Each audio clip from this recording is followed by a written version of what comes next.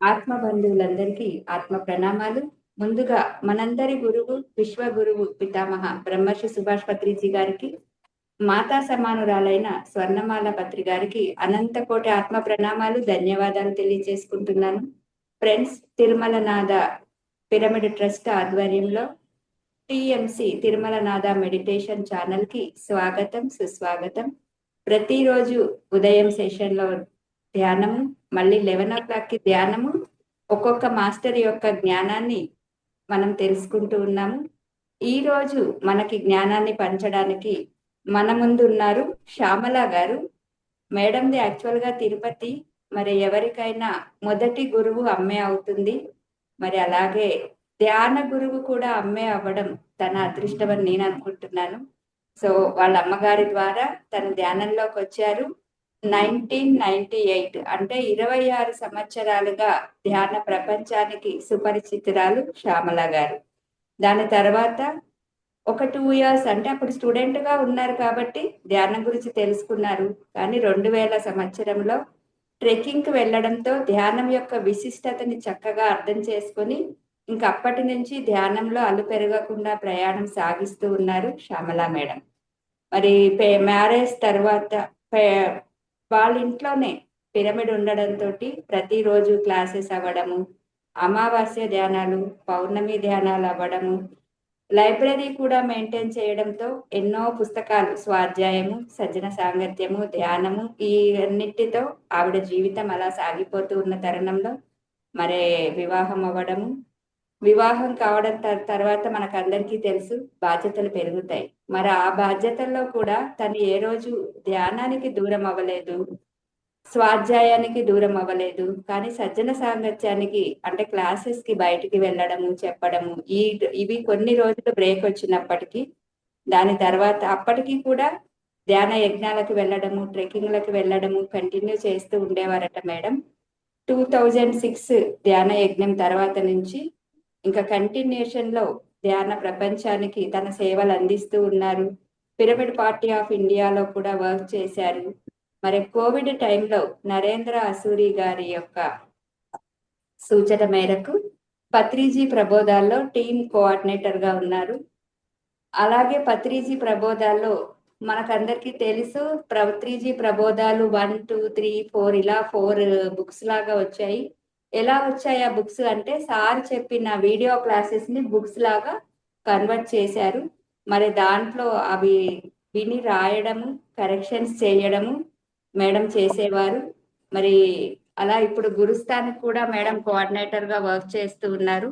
మరి మేడం యొక్క అనుభవ జ్ఞానాన్ని మనం ఈరోజు తెలుసుకుందాం friends. Madam welcome madam, welcome to the session. Thank you madam, Prasanna Lakshmi over to you madam. నమస్తే మాస్టర్స్ అందరికి. ముందుగా మనందరి మైత్రేయ బుద్ధుడు జగద్గురు బ్రహ్మర్షి పితామహ పత్రిజీకి సన్నమాల పత్రి ప్రణామాలు. అలాగే మరి తిరుమల నాథ మెడిటేషన్ ఛానల్ వారందరికీ కూడా నా ఆత్మ ప్రణామాలు. ఎంతో అద్భుతంగా ప్రతిరోజు మీరందరూ కూడా జూమ్ సెషన్ లో మరి సజ్జన సాంగత్యం చేస్తూ ఉన్నందుకు అందరికి కూడా హృదయపూర్వకంగా అభినందనలు. మరి తిరుమల నాథ పిరమిడ్ ని మేము దాదాపు పోయిన వీక్ దర్శించిన అది విజిట్ చేయడం జరిగింది. నాగార్జున సాగర్ అక్కడికి అందరం కలిపి ట్రెక్కింగ్ కి రావడం జరిగింది గురుస్థాన్ తరపున హైదరాబాద్ ఎస్ఆర్ నగర్ నుంచి. సో ఎంతో అద్భుతంగా ఉంది. తిరుమల నాథ పిరమిడ్ లో ఒక నైట్ మొత్తం కూడా స్టే చేసి అక్కడ ఎంతో చక్కటి ఆతిథ్యాన్ని వాళ్ళు ఎంతో చక్కటి వెల్కమ్ ని ఇవ్వడం జరిగింది అందరికీ కూడాను. చాలా చాలా బాగుంది పిరమిడ్, ఎంతో ఎనర్జీస్ తోటి. Excellent madam, really. మరి నాకు తెలియకుండానే మేడం ఈ రోజు అడిగారు సెషన్ అని, అది ఏదో అనుకున్నాను, తెలియదు. కానీ జూమ్ లింక్ లో చూస్తే తిరుమల నాథ పిరమిడ్ మెడిటేషన్ ఛానల్ అని ఉంది. సో మళ్ళీ వెంటనే దీనికి ఇట్లా కనెక్ట్ అవడం అనేది నాకు చాలా చాలా ఆనందంగా ఉంది మీ అందరినీ కలుసుకోవడం. Thank you madam, Prasanna Lakshmi master. మరి ఈ రోజు మనము పత్రిజీ మనకు అందించినటువంటి మనల్ని మనమే ఉద్ధరించుకోవాలి ఈ యొక్క చక్కటి కాన్సెప్ట్ నుంచి వారు అందించిన జ్ఞానాన్ని అవగాహన చేసుకోవడానికి ట్రై చేద్దాం మాస్టర్స్. ఎందుకంటే మన పిరమిడ్ స్పిరిచువల్ సొసైటీస్ మూమెంట్ కి మరి ఆ తులసి దళంలో ఉన్న ఆ 2 ఆకుల్లో మొదటిది మనల్ని మనమే ఉద్ధరించుకోవాలి. ఎట్లా అంటే ఆనాపానసతి ధ్యానం ద్వారా మరి మన వాస్తవాలకి మనమే సృష్టించుకుంటున్నాం ప్రతి నిమిషము అనేది. సో మరి దాని గురించి మనం తెలుసుకోవాలి అంటే మరి ఇది అప్పో దీపో భవ. ఇది మనకి బుద్ధుడు అందించినటువంటి ఆనందుడికి మరి తన చివరి శ్వాసని వదిలే సమయంలో మరి ఆనందుడు ఎంతో సేవ చేస్తాడు. బుద్ధుడి ముఖ్య శిష్యుడు, మరి అలాగే కజిన్ బ్రదర్ కూడా ఆయన ఎంతో సేవ చేసి ఆ తర్వాత ఆయన నేను ఇంకా వెళ్ళే సమయం మహాపరినిర్వాణం సమయం ఆసనం అయింది అన్నప్పుడు ఆనందుడు కళ్ళ నీళ్లు పెట్టుకుంటాడు అనమాట. ఇంకా మరి నువ్వు వెళ్ళిపోతే మమ్మల్ని మాకు దారి చూపేది ఎవరు, మరి నాకు దిక్కెవరు, నేను ఇన్నాళ్ళు కూడా నీకు ఎంతో సేవ చేశాను, మరి తర్వాత మాకు మార్గం చూపేది ఎవరు అని ఆయన చాలా బాధపడటం జరుగుతుంది అనమాట. సో అప్పుడు బుద్ధుడు ఆనందుడికి ఇచ్చిన చివరి సందేశం ఏంటంటే, ఆనంద, నీకు నువ్వే వెలుగు కావాలి, అప్పో దీపో భవ. మరి నీ ఆత్మజ్యోతి నువ్వే వెలిగించుకోవాలి. ఆ వెలుగులోనే, ఆ జ్ఞానం వెలుగులోనే అందరూ నడవాలి. నేను అందించిన ధర్మం ఉంది, ఏదైతే ఉందో ఆ ధర్మం రూపంలో నేను మరి ఉంటాను. కానీ ఆ ధర్మాన్ని ఆచరించవలసింది, మరి ఆ సత్య మార్గంలో నడవవలసింది ఎవరి ఆత్మ దీపాన్ని వాళ్ళే వెలిగించుకోవాలి. ఒకళ్ళని ఒకళ్ళు ఉద్ధరించలేరు, ఎవరిని వారే ఉద్ధరించుకోవాలి అని చెప్పి మరి అప్పో దీపో భవ అన్న సందేశము బుద్ధ భగవానుడు చివరి శ్వాస నిర్వాణం పొందే ముందుగా మన ఆనందుడికి అందించినటువంటి చిట్ట చివరి సందేశం ప్రపంచ మానవాళికి ఆనందుడి ద్వారా.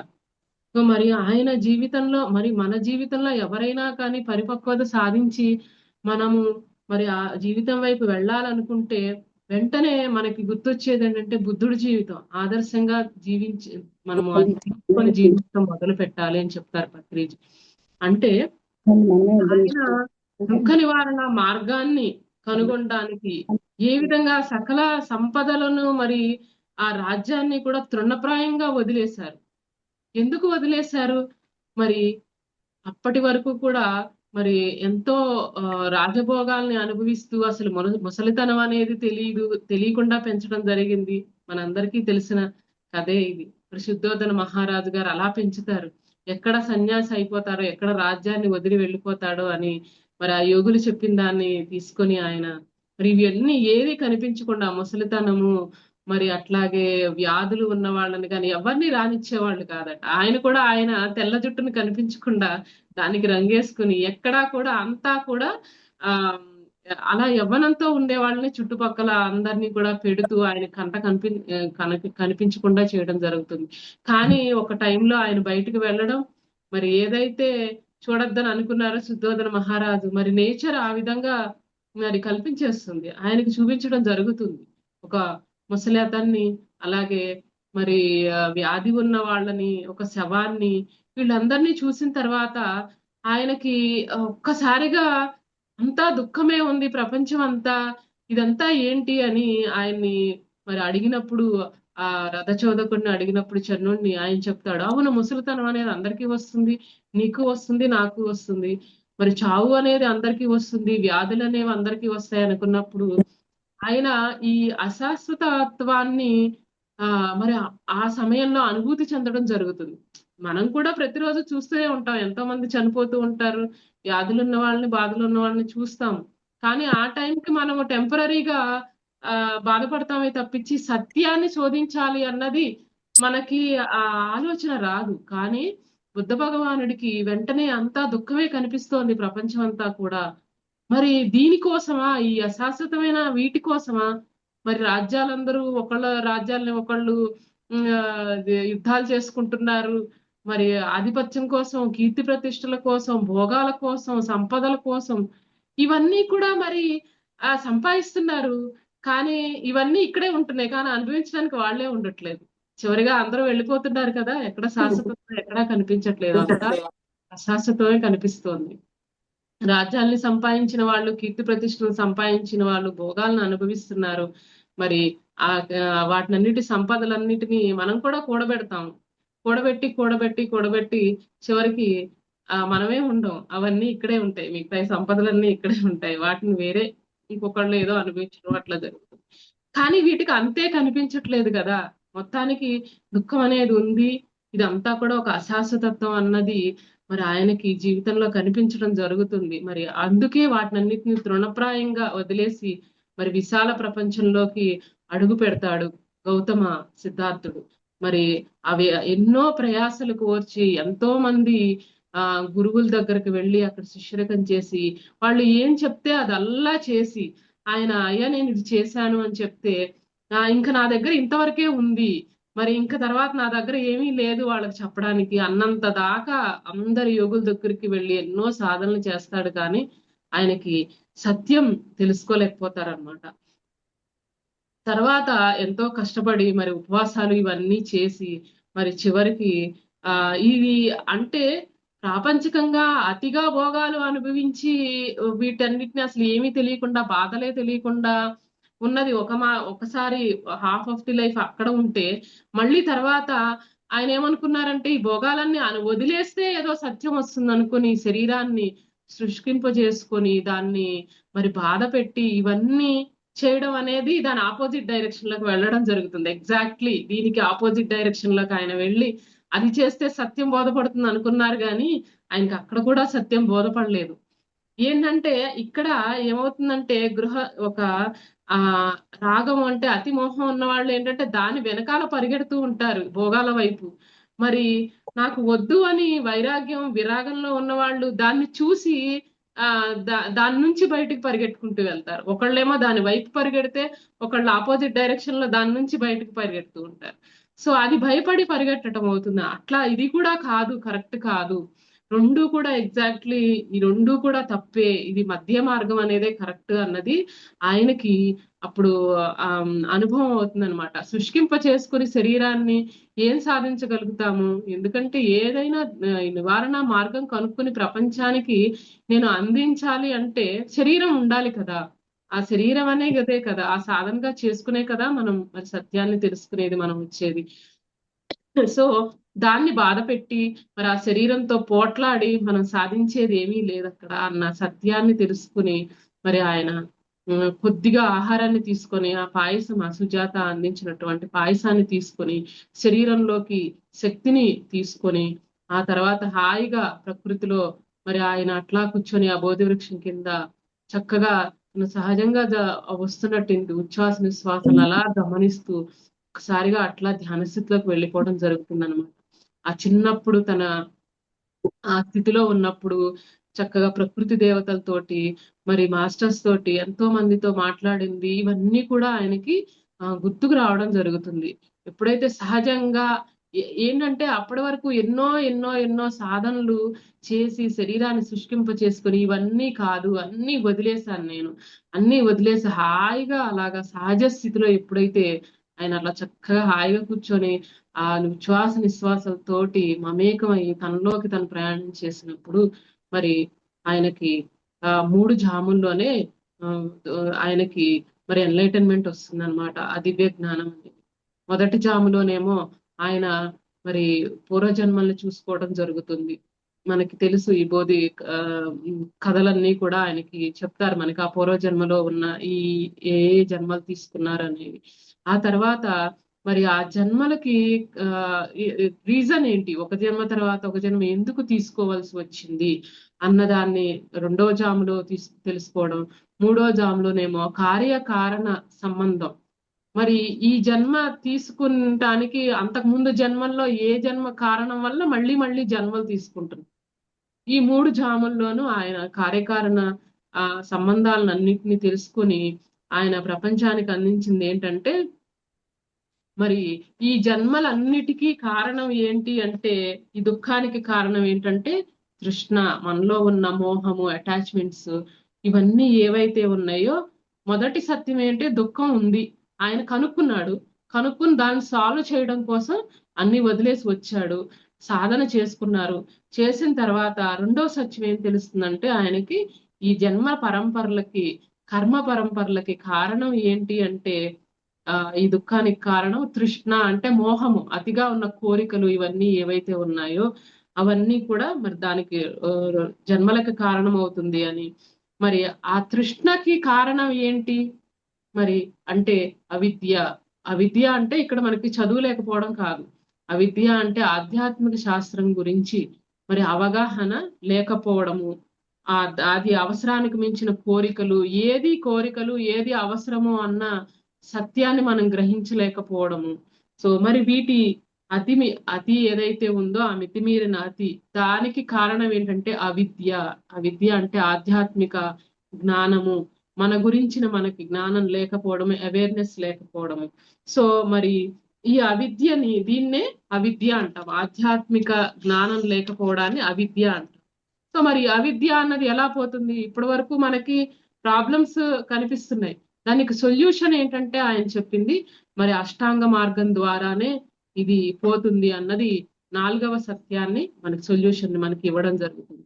అష్టాంగ మార్గంలో మనకి ఏం చెప్తారంటే సరైన మరి దృక్పథాలు, సరైన కోరికలు, మరి సరైన వాక్కు, సరైన వ్యవహార శైలి, సరైన ఏకాగ్రత, సరైన ధ్యానం, మరి ఇవన్నీ ఉంటే ఆధ్యాత్మిక సాధన ద్వారా మరి చక్కగా మనకు ఆ సత్యం తెలుస్తుంది అష్టాంగ మార్గం ద్వారా అన్నది. ఆర్య సత్యాల్ని, అష్టాంగ మార్గాల్ని మనకి ఆయన చక్కగా ఇవ్వడం జరిగింది అనమాట. ఈ సరైన ధ్యాన విధానం ఏదైతే ఉందో మరి ఆనాపానసతి ధ్యాన విధానంతోనే మరి ఆయన ఎన్లైటన్మెంట్ ని తీసుకొని అందరికీ కూడా ప్రపంచం మొత్తానికి మరి అందించడం జరిగింది.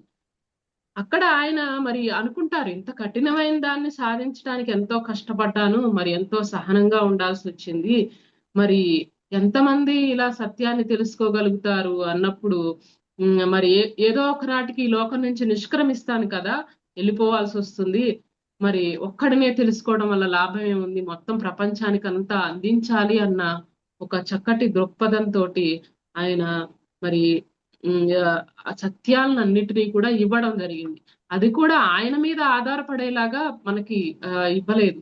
ఇప్పుడు ఏంటంటే గురువు ఎప్పుడైనా గాని మనలో ఉన్న ఆ గురువుని దర్శించమని చెప్తారు, ఒక డిపెండ్ అవ్వమని చెప్పడం, మనకి మనమే ఉద్ధరించుకోవాలి. పత్రిజీ కూడా మనకు అదే చెప్పారు, నీ శ్వాసే నీ గురువు. నీ శ్వాస దగ్గర నువ్వు మరి సమయాన్ని వెచ్చించి సహనంతో నువ్వు సాధన చేసినప్పుడు మరి ఈ అనుభవం అనే జ్ఞానం ద్వారా మరి నీ ఆత్మదీపాన్ని నువ్వు వెలిగించుకుంటావు అని మరి మనకి చెప్పడం జరుగుతుంది అనమాట. సో అట్లా మనకి శ్రీకృష్ణుల వారు కూడా అదే చెప్పారు, ఉద్ధరేద ఆత్మానం అవసాదయే, ఆత్మైవే ఆత్మనో బంధువు ఆత్మైవ రిపురాత్మన. అంటే మనల్ని మనమే మరి ఉద్ధరించుకుంటాం, మన ఆత్మని మనమే ఉద్ధరించుకోవాలి, ఎవరి ఆత్మని మరి దిగజార్చుకోకూడదు. మరి ఆత్మ దిగజార్చుకోవడము అంటే అది చేయకూడని పనులు చేయడం ద్వారా, మాంసాహారం తినటము, హింసా మార్గంలోకి వెళ్ళడము, మరి అయుక్తంగా ఆహారాన్ని తీసుకోవడము, వీటన్నిటి ద్వారా నీ దుఃఖాలని నువ్వే కొని తెచ్చుకుంటూ మరి ఎవరో వస్తారు ఏదో చేస్తారు అని మనం మన వాస్తవాల్ని మనమే సృష్టించుకుంటూ, మన కర్మల్ని మనమే పోగు చేసుకుంటూ, వేరే మహాత్ములు కాళ్ళ దగ్గర పడిపోతే మన కర్మలన్నీ వాళ్ళు తీసేసుకుని మనకి మంచి చేయాలని మనం ఆశిస్తూ ఉంటాం.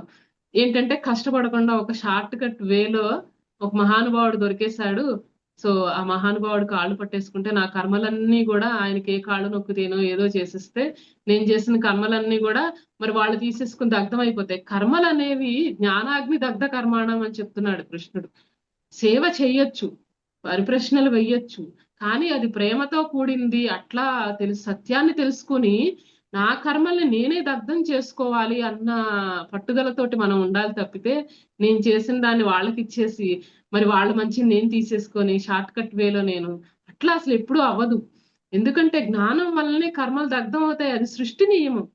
మనం చేసిన తప్పులు ఏవైతే ఉన్నాయో అవి మనం రియలైజ్ అయ్యి ఫస్ట్ ఆ రియలైజేషన్ ద్వారా మనం పశ్చాత్తాపడి దానికి ప్రాయశ్చిత్తం చేసుకొని మరి అప్పుడు మనము ఆ కర్మలన్నిటినీ, ఆ జ్ఞానాన్ని కడిగేసుకుని మనం దగ్ధం చేసుకోవాలి తప్పితే అది సృష్టి నియమం అక్కడ ఎక్కడ అట్లా లేదు. సో మరి మళ్ళీ పశ్చాత్తాపడి మళ్ళీ సేమ్ కర్మలు మళ్ళీ రిపీట్ చేసి ఏదో కాసేపు ఏడ్చి ఆ ప్రార్థన చేసేసి ఇంకా అట్లా అవ్వదు. అంటే మనము ఆ పశ్చాత్తాపడ్డాము అంటే దాని మీనింగ్ ఏంటి అంటే రియలైజ్ అయిన తర్వాత మళ్ళీ సేమ్ తప్పుని మళ్ళీ చేయకుండా ఉండడం అక్కడ రియలైజేషన్ అంటే. అంతేగాని ప్రతిరోజు మనము అక్కడ పశ్చాత్తాపడి ఏడ్చి ఇది చేసి మళ్ళీ నెక్స్ట్ రోజే సేమ్ తప్పుని మనం రిపీట్ చేసాం అనుకోండి, దానివల్ల రియలైజేషన్ ఏమీ లేదు అక్కడ. సో అట్లా మనం అక్కడ ప్రతి ఈ ధ్యానం ద్వారా ఏంటంటే మనల్ని మనం చెక్ చేసుకుంటూ సెల్ఫ్ చెక్ చేసుకుంటూ చక్కగా ఏది నిత్య వివేక విచారం అంటారు. గోవిందం భజ గోవిందం శ్లోకాల్లో మనకి హరిశంకరాచార్యులు వారు ఏది నిత్యమైంది ఏది అనిత్యమైనది, ఏది ధర్మము ఏది అధర్మము. సో ఆ సెన్స్ అనేది మనకి మెడిటేషన్ ద్వారా మనకి రావడం జరుగుతుందన్నమాట. ఎప్పుడైతే మనము అవిద్యలో అంటే ఆత్మజ్ఞానం లేకుండా ఉంటామో అప్పుడు అసత్యంలో ఉంటాము. ఆ అసత్యంలో ఉన్నప్పుడు మనకి తృష్ణ, అటాచ్మెంట్స్, ఓవర్ మోహం ఇవన్నీ ఉంటాయి. దాని ద్వారా దుఃఖాన్ని మనమే కొని తెచ్చుకుంటున్నాము. ఎప్పుడైతే మనం ఆత్మ విద్య తెలుసుకుంటామో ధ్యానం ద్వారా, స్వాధ్యాయం ద్వారా, సజ్జన సాంగత్యం ద్వారా, సాధన మనల్ని మనమే ఉద్ధరించుకుంటూ సాధన చేసుకుంటామో అప్పుడు సత్యంలోకి వస్తాము. ఆ సత్యంలోకి వచ్చినప్పుడు మనకి ధర్మాన్ని ఎలా ఆచరించాలో తెలుస్తుంది.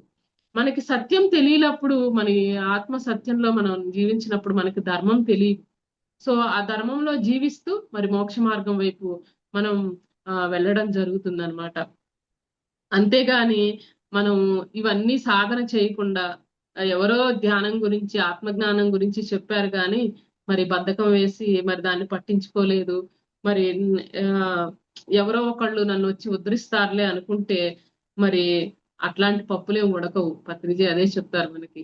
ఎవరి చక్కగా సమయాన్ని వృధా చేసుకోకుండా మీ సమయాన్ని ఆత్మ జ్ఞాన సాధన కోసం సజ్జన సాంగత్యము ధ్యానం తోటి మరి మనము దాన్ని జీవితాన్ని మనము మరి చక్కగా వచ్చినందుకు దాన్ని సార్థకం చేసుకోవాలని చెప్తున్నారు. అలా కాక మనం జీవితాన్ని జీవించేసి ఏదో ఒక నాటికి నేను వెళ్ళిపోవాల్సిన టైం వస్తుంది, వెళ్ళిపోతాం. ఇక్కడ నుంచి వెళ్ళిన తర్వాత ఏం చేసావయ్యా అని అక్కడ అడిగితే మనకి నేను పెళ్లి చేసుకున్నానండి, మరి పిల్లల్ని కన్నానండి, మరి బ్యాంక్ బ్యాలెన్స్ పెట్టుకున్నానండి, నాకు ఒక 2 కోట్లు బ్యాంక్ బ్యాలెన్స్ ఉంది, అలాగే పెద్ద బిల్డింగ్ ఉంది, మరి ఇవన్నీ ఉన్నాయి అంటే అవన్నీ కుదరవు. అవన్నీ మామూలే కానీ ప్రతి జన్మల్లోనే అవి చేస్తూనే వచ్చావు. ఇంకా నిన్ను నువ్వు ఉద్ధరించుకునే పని ఏం చేసావు, మరి సమాజానికి నువ్వేం చేసావు అని మరి వాళ్ళు అడిగినప్పుడు మనం అక్కడ మొహం వెళ్లాడేసి ఏం చేయలేదు, మళ్ళీ ఇది ప్రతిసారి వెళ్ళినప్పుడల్లా ఇదే పని చేసుకుంటూ వచ్చా. ఏంటంటే పెళ్లి చేసుకున్నాం, పిల్లల్ని కన్నా, కీర్తి ప్రతిష్టలు, బిల్డింగ్లు, మరి ఇవన్నీ నీతో రావు కదా, మరి నువ్వు నీ ఆత్మను నువ్వు ఉద్ధరించుకునే కార్యక్రమాలు ఏం చేసావు అన్నప్పుడు అక్కడ నిల్లైతే మళ్ళీ జన్మ కోసం మళ్ళీ మనం వెయిట్ చేయాల్సి ఉంటుంది. చాలా మరి ఎన్ని సంవత్సరాలు ఎంత వెయిట్ చేయాల్సి ఉంటుందో, మళ్ళీ అప్పుడు వెయిట్ చేసి మనకు అనుకూలంగా ఉండే చోట మళ్ళీ మళ్ళీ జన్మ తీసుకుంటే మళ్ళీ అదృష్టం బాగుండి మళ్ళీ మాయలో పడకుండా ఉంటేనే, సరిగ్గా ఉంటేనే మళ్ళీ ఆ సాధన అనేది కొనసాగుతుంది. లేకపోతే మళ్ళీ మామూలే. మళ్ళీ మాయలో పడిపోయాము అంటే మళ్ళీ సాధన మళ్ళీ కిందకి వెళ్ళిపోతుంది, మాయలో పడిపోతూ ఉంటాం. మళ్ళీ మళ్ళీ వీటి కోసమే మళ్ళీ తిరిగి వస్తూ పునరపి జననం పునరపి మరణం లాగా మనకి అవుతూ ఉంటుంది.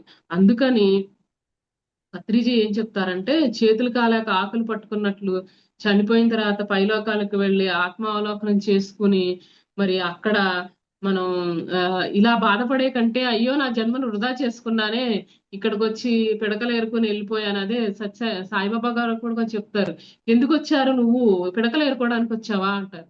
అంటే ఇవి ఇట్లా ఇట్లా చిన్న చిన్న చిన్న విషయాల కోసం ఈ మాయలో పడిపోయి సద్గురు దొరికిన వాళ్ళ దగ్గరికి వెళ్ళి నాకు ఇంకా మన ప్రాపంచిక కోరికలను కోరుకుంటూ ఉన్నామనుకోండి, మరి సాయిబాబా అదే చెప్తారు, నా దగ్గర జ్ఞాన నిధి ఉంది కానీ ఎవరు కూడా ఆ నిధిని కావాలని కోరడం లేదు, పైపైన కోరికలే కోరుతున్నారు అని చాలా చాలా బాధపడేవారు మరి షిరిడి సాయిబాబా గారు. సో మనకి పత్రిజీ అదే చెప్తారు, నువ్వు నా కాళ్ళు పట్టుకుంటే ఏమీ రాదు, నీది నువ్వు సాధన చేసుకుంటేనే వస్తుంది. మరి పిల్ల పెళ్లి కావాలి అంటే బంధువుల దగ్గరికి వెళ్ళాలి, ఆ బంధువులతోటి మరి వాళ్ళని అడిగి తెలిసిన సంబంధాలతోటి పెళ్లి చేసుకోవడం అనేది చేయాలి. అలాగే వ్యాపారవేత్తల దగ్గరికి వెళ్తే వాళ్ళ దగ్గర నుంచి సలహాలు తీసుకుని నీ వ్యాపారాన్ని వృద్ధి చేసుకోవాలి. నా దగ్గరికి వచ్చావు అంటే మరి నేను ఉన్నది ఎందుకంటే ఆత్మ విద్యను బోధించడానికి కానీ మీకు ఇవన్నీ సలహాలు ఇవ్వడానికి కాదు ప్రాపంచికంగా. సో ప్రాపంచిక సలహాల కోసం ఎవరెవరు ఫేమస్ వాళ్ళు ఉన్నారో వాళ్ళ దగ్గరికి వెళ్ళి సలహాలు అడగండి. కానీ గురువు దగ్గరకు వచ్చి మనం పిల్ల పెళ్లి కావాలి, లేకపోతే నా వ్యాధి తగ్గాలి, లేకపోతే నాకు వ్యాపారంలో ప్రాఫిట్స్ రావాలి, ఇవన్నీ నా అడిగేది మరి అని పత్రిజీ బాగా ఖండించేవాళ్ళు. మనకి మొదటి నుంచినే అది ఖండిస్తూ ఎవరిని వాళ్లే ఉద్ధరించుకోండి. ప్రాపంచిక విషయాలు ప్రాపంచికంగా ఉద్ధరించుకోవాలన్నప్పుడు ఆ విధంగా కష్టపడి ప్రాపంచికంగాను సాధించుకుందాం. అలాగే మరి ఆత్మపరంగా ఆత్మ విద్యని కూడా మనల్ని మనమే సాధించుకోవాలి అని మరి పత్రిజీ నీ శ్వాసే నీ గురువు అని చెప్తూ మరి ఎంతో అద్భుతంగా ఎవరిని వారే ఉద్ధరించుకోవాలని చెప్పారు. మరి అట్లా మనం సాధన చెయ్యాలి. అట్లా సాధన చేస్తేనే మరి పైలోకాల్లోకి వెళ్ళినప్పుడు ఆ యముడితో చర్చలు ఉండవు అంటారు భజగోవిందంలో శ్లోకంలో మరి ఆదిశంకరాచార్యులు వారు. నువ్వెవరు అడిగినప్పుడు నేను వెంకాయమ్మనో పుల్లాయమ్మనో సుబ్బమ్మనో అని చెబితే ఆ పరీక్ష గోవిందా అంటారు, 0 మార్కులేనట. సో అక్కడ నువ్వెవరి అన్నప్పుడు మన పరీక్షలో పాస్ అవ్వాలి అంటే మన అనుభవపూర్వకమైన జ్ఞానంగా నేను ఆత్మని అని చెప్పే స్థితిలో మనం ఉండాలి. అలా కాకుండా నేను ఆత్మని అని చెప్పకుండా నేను పలానా X and Y and Z అని చెప్పామో గోవింద అక్కడ మరి మన పరీక్షలో మనం పాస్ అవ్వాలి అంటే మరి చక్కగా శాకాహారం తింటూ మరి హాయిగా ధ్యాన సాధన చేసుకుంటూ మరి చక్కగా ట్రెక్కింగ్స్ మరి యాత్రలు చేస్తూ ఎంతో మరి సజ్జన సాంగత్యం చేస్తూ ధ్యానం స్వాధ్యాయం సజ్జన సాంగత్యం ద్వారా మరి ఆత్మను ఉద్ధరించుకోవాలి అని చెప్తున్నారు. అంతేగాని ఊరికే 10 మందిని కనిపించేటట్టుగా భజనలు ప్రార్థనలు ఇవన్నీ చేసేస్తూ ఆ అందరి నలుగురి కళ్ళల్లో పట్టం కోసమే అన్నట్టుగా ఉంటే ఆ సాధన అనేది సరిగా ఉండదు. అది వ్యర్థం చేసుకుంటూ మరి పరీక్షల్లో మనకి తప్పడం అనేది ఖాయం అట్లా చేస్తే. అందుకని చక్కగా మన జీవితాన్ని మనం సార్థకం చేసుకోవాలంటే ఎవరి కోసం ఎవరో వస్తారని ఏదో చేస్తారని వేచి చూడటం కాకుండా మనల్ని మనమే చక్కటి ఆ ధ్యాన సాధన ద్వారా మన శ్వాస దగ్గర మనం కూర్చొని మన గురువు దగ్గర మనం కూర్చొని మరి ఆ సమయాన్ని సాధనకి వెచ్చించి సహనంతో మరి మనం చక్కగా సాధన చేస్తే మరి మరి నువ్వెవరు అన్నప్పుడు నేను ఆత్మని అన్న సత్యాన్ని తెలుసుకుని అదే చెప్పడం జరుగుతుంది. సో అప్పుడు పరీక్షల్లో మనం పాస్ అవుతామని పత్రిజీ మనకు చెప్తూ ఉన్నారు. సో 11:30 అయిపోయింది మేడం. Thank you. అద్భుతంగా చెప్పారు మేడం. మరి పత్రిజీ ప్రబోధాలు దాంట్లో మీరు వర్క్ చేశారు అనడానికి పత్రిజీ ఏదైతే చెప్పారో దాన్ని అందరికీ అర్థమయ్యేటట్టుగా మరి సిద్ధార్థుడు బుద్ధుడుగా ఎలా మారాడు, కృష్ణుడు చెప్పినా సత్య సాయిబాబా చెప్పినా పత్రిజీ చెప్పినా పాదాలు కాదు పదాలు పట్టుకోమని చెప్పారు అని మరి దాంతో పిరమిడ్ నవరత్నాలను కూడా అవలోకగా చెప్పేశారు మధ్యలోనే. Okay madam, thank you. మీ విలువైన సమయాన్ని మాకు అందించారు, మీ విలువైన జ్ఞానాన్ని అందించారు. మేడం ఇప్పుడు ఒక 5 మినిట్స్ ఆర్ 10 మినిట్స్ ఇంకొక మాస్టర్ ఉన్నారు మనకి లైన్ లో, ఆయన అనుభవాన్ని కూడా మనం తీసుకుందాము. దాని తర్వాత ధ్యానం స్టార్ట్ చేద్దాము. ఓకేనా మేడం? ఓకే. యా ఫ్రెండ్స్, మరి ఈ రోజు మనకి డబల్ ధమాకా పత్రిజీ ప్రబోధాల నుంచి ఒక మేడం వచ్చారు. మరి పత్రిజీని మనకి సరికొత్తగా పరిచయం చేయడానికి పూనుకున్న మాస్టర్ ఇంకొకరు ఉన్నారు. మొన్నే ఆయన గురించి చెప్పాను. మరి ఆయన ఈ రోజు మన జూమ్ కి రావడం రియల్ గా మన అదృష్టం అని చెప్పొచ్చు ఫ్రెండ్స్. ఆయన పేరు వెంకట్ గారు. Welcome sir, welcome to the session. Thank you madam, thank you so much. Yeah, so ఈయన 2011 2012లో ధ్యాన విద్యార్థి మ్యాగజైన్ కి వర్క్ చేశారు.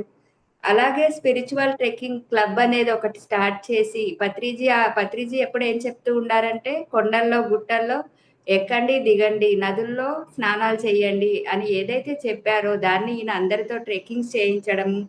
అలాగే పిఎస్ఎస్ఎం డాక్యుమెంటరీ 2015లో 25 years ఆఫ్ పిఎస్ఎస్ఎం డాక్యుమెంటరీ ఈయన తయారు చేశారు. అలాగే పిఎంసిలో పిరమిడ్ మెడిటేషన్ ఛానల్లో ధ్యానోదయం అనే ఒక ప్రోగ్రామ్ ని చేశారు. దాని తర్వాత పత్రిజీపై మరి ఎన్నో పాటలు, మరి పత్రిజీ గురించి మనం ఎన్నో పాటలు వింటూ ఉంటాము. ఆ పాటల్లోనే ఆయన యొక్క జీవిత చరిత్ర మొత్తం మనకు అర్థమైపోతుంది, ఆయన జ్ఞానం మొత్తం మనకు తెలిసిపోతుంది. అలాంటి పాటలు ఎన్నింటినో ఈయన తయారు చేయించారు. అలాగే ధ్యాన మహాయాగానికి యాడ్స్ చేయించారు. మరి ప్రస్తుతం సార్ చేస్తున్న వర్క్ ఏంటి అంటే పత్రిజీ యొక్క జీవిత చరిత్రని ప్రపంచం ముందు ఆవిష్కరింపజేసే ప్రయత్నం ప్రారంభించారు. ఫ్రెండ్స్, మరి మనకందరికీ తెలుసు, ఏ పిరమిడ్ మాస్టర్ దగ్గర ఒక్క రూపాయి కూడా ఉండదు, కానీ ₹1,00,00,000 ప్రాజెక్ట్స్ ముందుకు వెళ్తూ ఉంటాము. మరి సార్ కూడా అలాగే ఓన్లీ ఒక నమ్మకం, పిరమిడ్ ప్రపంచం నాతో ఉంది, పిరమిడ్ ధ్యానులందరూ నాతో ఉన్నారనే ఒకే ఒక నమ్మకంతో మరి మన గురువు, జగద్గురువు, పితామహ బ్రహ్మర్షి పత్రిజీ యొక్క చలనచిత్రాన్ని ఆవిష్కరించడానికి ఆయన ప్రయత్నం ప్రారంభించారు. 90% వరకు వర్క్ కంప్లీట్ చేశారు. ఇంకొక 10% వర్క్ మాత్రమే ఉంది. మరి దాని గురించి ఈరోజు మనతో పంచుకోవడానికి, ఆయన యొక్క ఎక్స్పీరియన్స్ మనతో పంచుకోవడానికి మన ముందున్నారు వెంకట్ గారు. Welcome sir, welcome to the session. Thank you madam, thank you so much. ఈ జూమ్ లో ఉన్న మాస్టర్లందరికీ కూడా మరి థ్యాంక్ యూ అండి, thank you so much. So నేను మాట్లాడే ముందు ఒక 2 నిమిషాలు ప్రోమో చూపిద్దాం అనుకుంటున్నాను మీ అందరికి. Okay sir. మరి ఎలా మీకు షేర్ స్క్రీన్ పెట్టాలా? మీకు వస్తుందా? నాకు ఇచ్చారండి, షేర్ ఇచ్చారు. ఇచ్చాను. Okay okay. Yes, sir.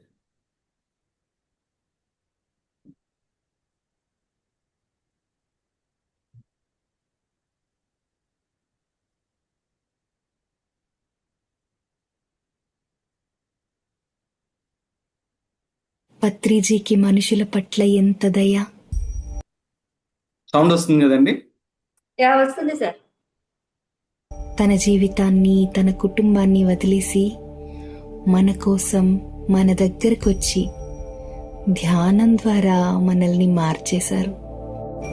అందని ఆకాశం దించావయ్యా మా కోసం, కాలానని పేరు నిలిచేనయ్యా.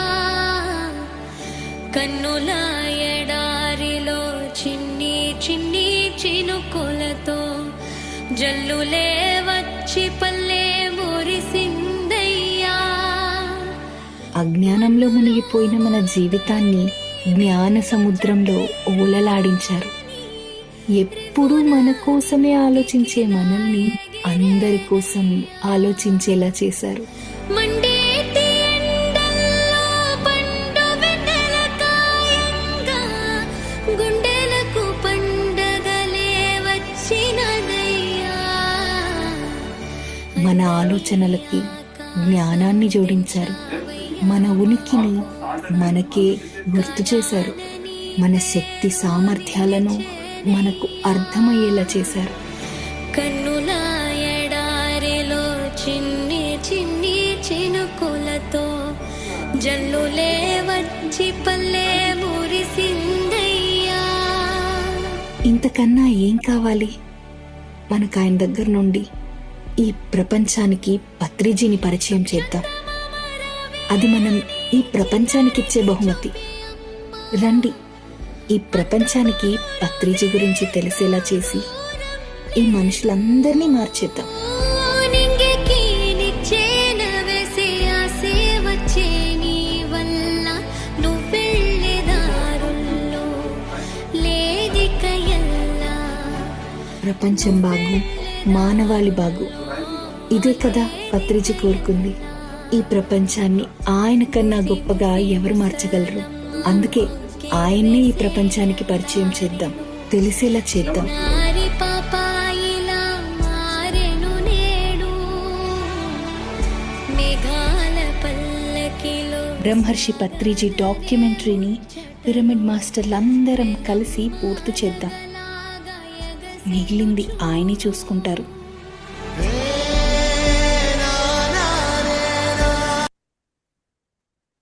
సో అదండి ప్రోమో. వండర్ఫుల్ సార్, చాలా బాగుంది. Yes ma'am, thank you, thank you so much. I want to ఇంకొక ప్రోమో కూడా చూపిస్తాను, మీరేమనుకోకపోతే.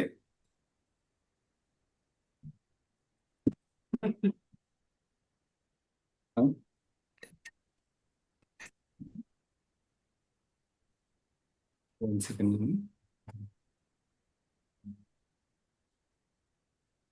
నిన్ననే ప్రోమో రిలీజ్ చేశాను, ఇది కూడా మీకు చూపించేస్తాను.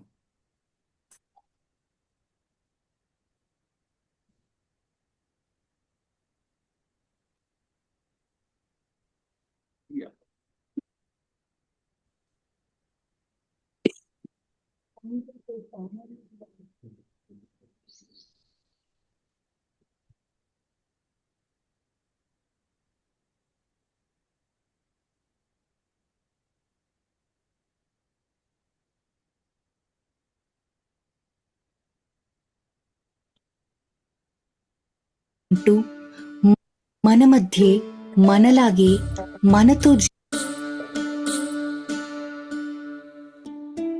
అందరితో సామాన్యుడిలా ఉంటూ మన మధ్యే మనలాగే మనతో జీవించిన మహర్షి.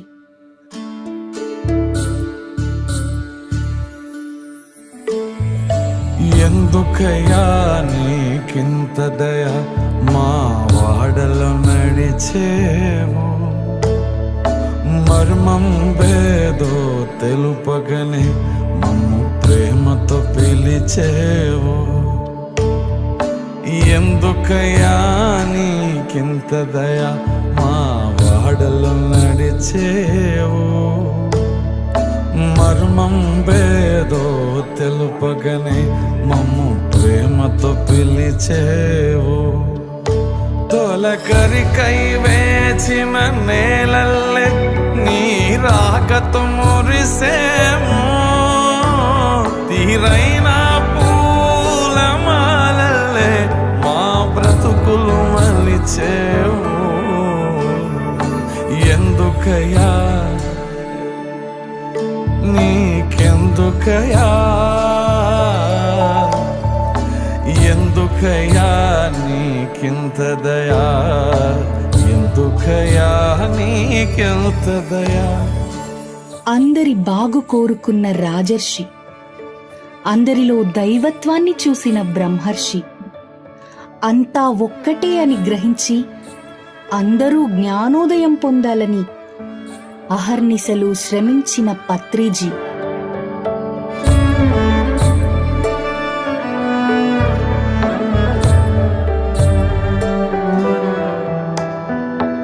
సొంత లాభం కొంత మానుకు పొరుగువారికి తోడుపడవోయ్ అన్న మాటల్లో తాత్పర్యమే ఆయన యావత్ జీవితం. కోర్కెలు వేరే లేవయ్యా, నీ చల్లని చూపే చాలయ్యా. ఏ నాటిదో ఈ మా సుకృతము, ఈ నాటికి నిన్ను పోదామయ్యా. కోర్కెలు వేరే లేవయ్యా, నీ చల్లని చూపే చాలయ్యా. ఏ నాటిదో ఈ మా సుకృతము, ఈ నాటికి నిన్ను పోదామయ్యా. ఈ జగతికి వెలుగే నీవయ్యా, ఆ సమిదలు మేమవుతామయ్యా. రండి అందరం కలిసి ప్రతి మనిషికి పత్రిజీ గురించి తెలిసేలా చేద్దాం. బ్రహ్మర్షి పత్రిజీ డాక్యుమెంటరీ ద్వారా ఆయన కృషిని, ఆయన చేసిన మహాసృష్టిని అందరికీ చూపిద్దాం. మన పత్రిజీని అందరికీ దగ్గర చేద్దాం. జయ హో బ్రహ్మర్షి పత్రిజీ. మర్మం వేదో తెలుపగనే మమ్ము ప్రేమతో పిలిచేవు. సో అదండి, వన్ మోర్ సాంగ్ ప్రోమో. అందరికి నచ్చింది అనుకుంటున్నాను. చాలా అద్భుతంగా ఉంది sir. Yes sir, yes. Thank you, thank you so much. Thank you Vasu garu, ఈ జూమ్ మీటింగ్ కి నన్ను ఇన్వైట్ చేసినందుకు thank you so much. And Prasanna Lakshmi garu ఇక్కడే ఉన్నారు కాబట్టి మేడం కూడా ఇంకొకసారి thank you madam.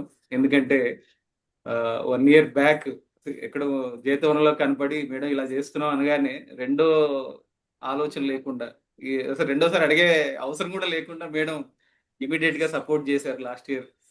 Thank you so much madam, Prasanna Lakshmi గారు. అండ్ ఎస్ మాస్టర్స్ అందరికి కూడా thank you so much. So ఇప్పుడు చూసారు కదా పత్రి గారి ప్రోమోస్. సో ఇలా ఇంకా పత్రి గారు చేసిన ఆ కృషి, మరి ఆయన అందించిన మైత్రి, మరి ఇంతమంది మాస్టర్ల జీవితాల్లో మరి ఇంత గొప్ప మార్పు తీసుకొచ్చిన ఆ మహనీయుడు గురించి ప్రపంచం మొత్తం తెలుసుకోవాలన్నదే మన ఆలోచన, ఇంకోటి ఏం లేదు. ఎందుకంటే మనకు మాత్రమే తెలిసిన పత్రికని మన దగ్గర మాత్రమే పెట్టుకుంటే సరిపోదు కదా, అందరికీ తెలియాలి పత్రిక గారి గురించి. మనం ఎలా అయితే పత్రిక గారిని చూసి ఇన్స్పైర్ అయ్యి ఈరోజు మనం అందరూ ఇంత పని చేస్తున్నాము, మరి అదే ఇన్స్పిరేషన్ ఈ ప్రపంచానికి కూడా ఇవ్వాలి కదా. ప్రతి మనిషికి పత్రిక గారి గురించి తెలియాలి కదా, తెలియాలా వద్దంటారా చెప్పండి? సో ఖచ్చితంగా తెలియాలి. సో ఆ తెలిసి అందరికీ తెలియజేసే ఆ కార్యక్రమమే బ్రహ్మర్షి పత్రిజీ ఈ డాక్యుమెంటరీ ఫిలిం. సో ఇది మరి మాస్టర్లు అందరి సహకారంతో మరి ఇప్పటిదాకా ఒక 90%, 95% అయిపోయిందని చెప్పాలి. ఇంకా చివరి దశలో ఒక 5% మిగిలింది. అది కూడా ఒక నెక్స్ట్ 1 monthలో అయిపోతుంది. అంటే మ్యూజిక్ అని, కొంచెం ఆఫ్టర్ ఎఫెక్ట్స్ అని, గ్రాఫిక్స్ అని జరుగుతూ ఉన్నాయి. ఇది కూడా ఒక 4 రోజుల్లో అయిపోతాయి ఇవన్నీ కూడా. సో అయిపోయి మనం జూలై 19వ తేదీన 2 తెలుగు రాష్ట్రాల్లో 100 థియేటర్స్లో మనం రిలీజ్ చేసుకోబోతున్నాం. సో మనం అందరం మొబైల్ స్క్రీన్లోనూ, టీవీ స్క్రీన్లోనే కాదు, 70 mm సిల్వర్ స్క్రీన్ పైన పత్రిక గారిని చూసుకోబోతున్నాం. సో అది మనందరికీ ఒక గ్రేట్ న్యూస్, గ్రేట్ సెలబ్రేషన్ ఆ రోజు మనందరికి కూడా. ఎందుకంటే పత్రిక గారిని అలా ఒక పెద్ద స్క్రీన్ మీద ప్రజెంట్ చేస్తూ మరి ఆయన చేసిన పనులన్నింటినీ చూపించడం అన్నది మనందరికీ ఆనందించే, మనం అందరం సెలబ్రేట్ చేసుకునే అంశం అది. సో కాబట్టి మరి ఈరోజు జూమ్ మీటింగ్లో ఉన్న మాస్టర్స్ అందరికీ నా రిక్వెస్ట్ ఏంటంటే, జూలై 19వ తేదీన మరి మీకు దగ్గరలో ఉన్న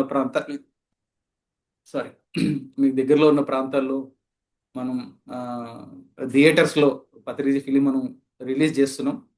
సో మీరు అందరూ రావాలి, మీతో పాటు ఒక్కొక్కరు ఒక 10 మందిని తీసుకొని రావాలి. సో అది ఇప్పుడు మనం అందరం చేయాల్సిన పని. ఎక్కడున్నా మనం లిస్ట్ అది రిలీజ్ చేస్తాం, ఏ ఊర్లో థియేటర్లు మనం రిలీజ్ చేస్తున్న లిస్ట్ వస్తుంది మీకు. సో అలా లిస్ట్ వచ్చినప్పుడు మీరందరూ కూడా మరి ఒక్కొక్కరు ఒక 10 మందిని తీసుకొని రావాలి. సరేనా? ఇదంతా మీరు చేస్తారని ఆశిస్తున్నాను. సరేనా? థ్యాంక్ యూ వాసు గారు, థ్యాంక్ యూ ప్రసన్న లక్ష్మి గారు అండ్ సరిత గారు, రాంబాబు గారు, మిసెస్ సరిత గారు కూడా మొన్ననే మిర్యాలగూడకి వెళ్తే అసలు అడగకుండానే మేడం మనకు 25,000 రూపీస్ చెక్ ఇచ్చారు. సో గ్రేట్ మేడం, అసలు ఒక్క మాట కూడా అడగలేదు. సో మేడమే అది గ్రహించి ఇచ్చారు. Thank you so much ma'am. So yes అదండి. సో జూలై 19 ఎవరు మిస్ అవ్వద్దు. అట్లాగే ఈ ప్రయత్నంలో ఇందాక చెప్పినట్టు ఇంకా కొంత అవసరం ఉంది. సో మీలో ఎవరైనా ముందుకు వచ్చి సపోర్ట్ చేయగలిగితే బాగుంటుంది. Thank you so much. July 19 మర్చిపోకండి ఎవరు. Thank you. Yes sir, Vasu గారు.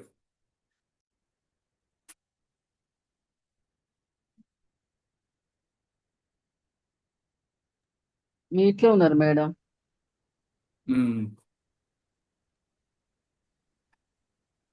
Yes sir.